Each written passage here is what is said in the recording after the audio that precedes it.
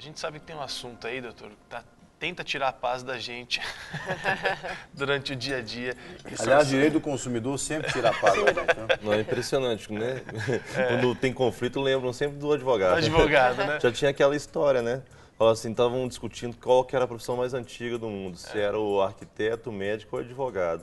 Aí, para não alongar muito, o último que falou foi advogado. Já dizia na Bíblia, no início o caos. Quem criou o caos? O advogado. Mas há uma certa dificuldade hoje, eu acho que praticamente em todas as capitais, todas as cidades, que é na prestação de serviço.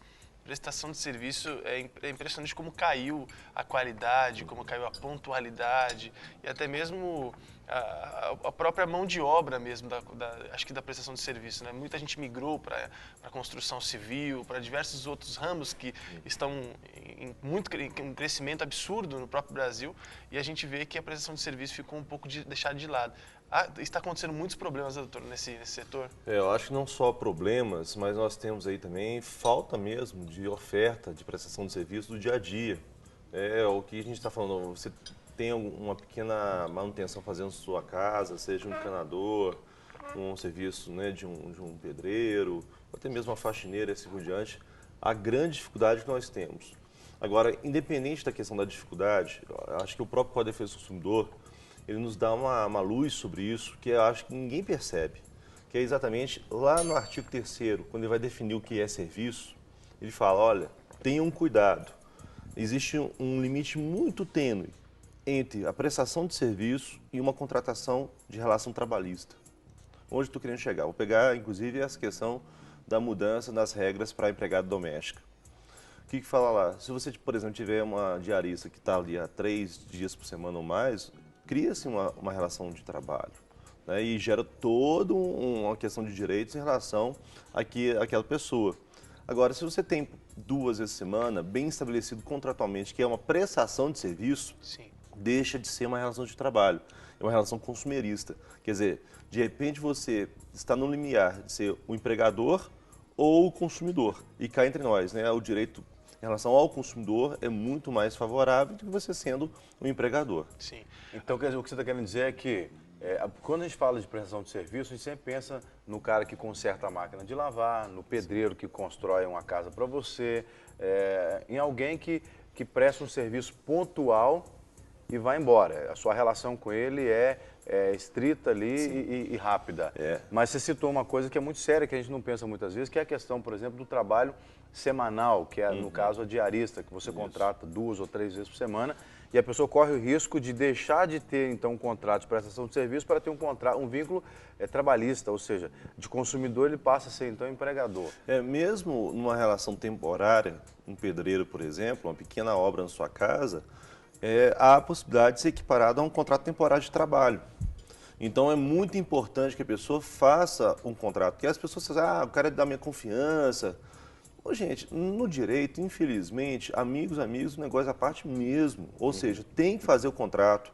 O contrato é bom para as duas partes, dá uma segurança. Qualquer situação, né, doutor? Qualquer... Porque pode ser um acidente, você tem um contrato que resguarda. Né? Não, já foi a época em que o fio do bigode era o contrato, né? Infelizmente, você tem que ter, porque aí você tem o nome completo do seu fornecedor, endereço de contato, se eventualmente tiver algum problema jurídico, você sabe aonde executar. Agora, vem uma dúvida assim na cabeça da gente quando se fala do contrato, porque a gente tem o prestador de serviço que tem um CNPJ por trás dele, que é uma empresa, e fica muito mais fácil de te emitir uma nota fiscal, um recibo e rolar um contrato. E também tem um trabalhador informal, vamos dizer assim, o caso de alguém que vai fazer um serviço de pedreiro em casa e ele é informal. Nessa situação, como que proceder? E a gente sabe que atrasa muito o serviço nesse tempo, então como que procede? Faz um contrato também com a pessoa física? Normal, não tem problema nenhum. Você faz o contrato normal, citando o CPF ou a identidade daquele prestador de serviço, coloca as condições do contrato, o tipo de material a ser empregado, qual é o prazo para finalizar, o valor a ser pago, o local de execução do contrato, se houver descumprimento mesmo, né, elege o chamado foro, se é Belo Horizonte ou outro município do seu desejo, e assim por diante. Hoje na internet tem vários modelos, esses pequenos contratos de prestação de serviço para esse tipo de circunstância. E agora, muitas vezes as pessoas falam, não precisa. Precisa. Olha, é muito comum nos órgãos de defesa do consumidor, assim, nos últimos 25 anos, nós estamos quase aí completando 25 anos de Constituição e 22 aí de Código de Defesa do Consumidor, chegar a reclamação no PROCON e abre-se o processo administrativo, vai executar quem? Você não tem nem o endereço da pessoa, nem o nome completo da pessoa. Mas se eu fizer isso, eu crio um constrangimento na relação.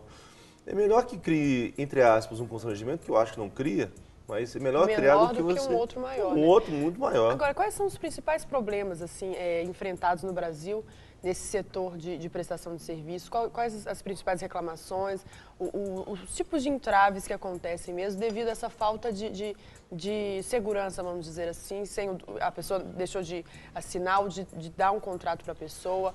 Qual que são as principais causas assim, de pessoas mandarem outra para o PROCON, por exemplo? Olha, a reclamação mais comum que a gente vê no dia a dia é o abuso no preço.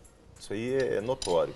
Às vezes um serviço simples, o prestador de serviço se aproveita da inocência da pessoa não ter conhecimento técnico sobre aquele serviço, e inventa um valor astronômico que efetivamente não vale a pena. E raras vezes eles dão orçamento antes também, Isso, eu ia chegar nesse ponto. Por isso é fundamental a exigência do orçamento.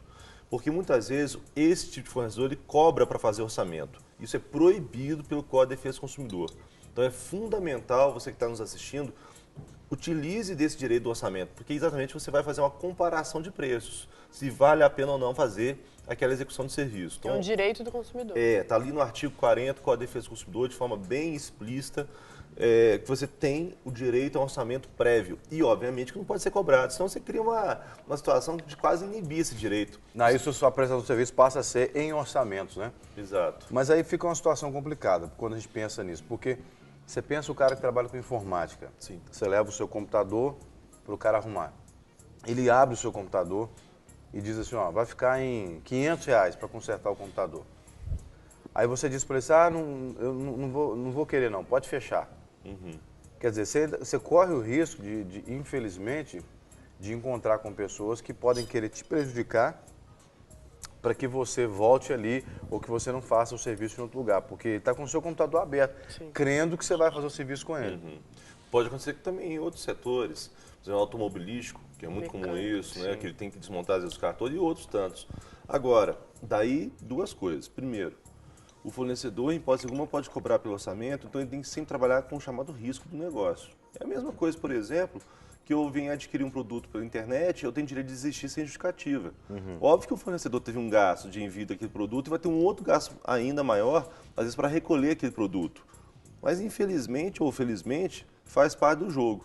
Então, a segunda coisa que eu sempre alerto é o seguinte, vá um prestador de serviço já pré-recomendado, seja por um órgão de defesa do consumidor, os PROCONs têm um cadastro que fazem, as pessoas fazem reclamações e ali você pode consultar se houve ou não algum problema. Uma recomendação de um amigo, de um familiar. Existem entidades aqui em Minas Gerais e no país todo que fazem indicação de boa recomendação de alguns prestadores de serviços dessa natureza. Né? Agora, Exatamente. doutor, até uma outra pergunta.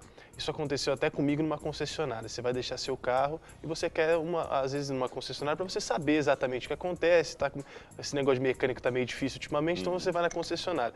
E eles te cobram, sim, para você deixar o carro lá e você ter um diagnóstico do que está acontecendo. E te cobram um valor X para você simplesmente ter o diagnóstico do que vai acontecer, ou se você for fazer o serviço lá, eles te cobram 70% apenas daquilo. Isso é uma cobrança de orçamento? Isso é orçamento. Isso é ilegal. É ilegal. É ilegal. Muito Infelizmente, muito comum, somente nesse tipo de serviço, por isso que eu trouxe a questão do automóvel, que é mais comum ainda do que a questão de outros serviços, é totalmente ilegal, embora seja corriqueiro. Agora, infelizmente, cabe a denúncia e os órgãos de defesa do consumidor têm que apurar melhor esse tipo de fiscalização também para evitar abuso sobre o consumidor. Entendo. Agora, a gente tem diversos problemas na cerca de prazo e também de qualidade do serviço. Isso é indescritível na prestação de serviço. Como que se pode se resguardar disso, doutor? Principalmente no prazo, tendo em vista que alguns contratempos acontecem. Como se resguardar para que o contratempo não seja via de fato o tempo todo? Por isso, de novo, a questão do contrato é fundamental para contagem de eventual prazo aí de garantia e assim por diante. Exigir o recibo, né, do que você pagou para aquele fornecedor também para contagem de prazo é fundamental. Lembrando que o orçamento ele tem um prazo de duração de até 10 dias. Então aquele valor ali fixado no orçamento, as condições de execução do serviço devem ser dadas por escrito ao consumidor e tem validade por 10 dias.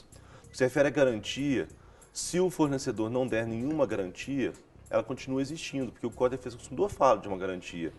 De um serviço considerado não durável, por exemplo, uma maquiagem que a Luciana vai fazer para um casamento, é um serviço não durável, ela vai usar e dali, mas ainda assim tem garantia de 30 dias. Tem gente que dorme maquiado para durar, né? 30 dias de garantia? 30 dias de garantia. Mas nunca vi sua maquiagem durar 30, imagina o Luciano com a mesma maquiagem 30 dias. Não, mas na verdade a garantia, foi bom o Jean levantar isso, porque a garantia na verdade é um prazo que você tem para reclamar. Ele não se confunde com o prazo de durabilidade daquele serviço ou produto. É o prazo que você tem para reclamar, para entrar na justiça, PROCON, algo desse tipo. Então, 30 dias. E se for um serviço durável, pressupõe-se, por exemplo, um serviço mecânico, ele tende a ser durável, mas durável não confunda eterno, jamais né? com eterno, exatamente. Aí é 90 dias para reclamar, segundo o Código de Defesa do Consumidor.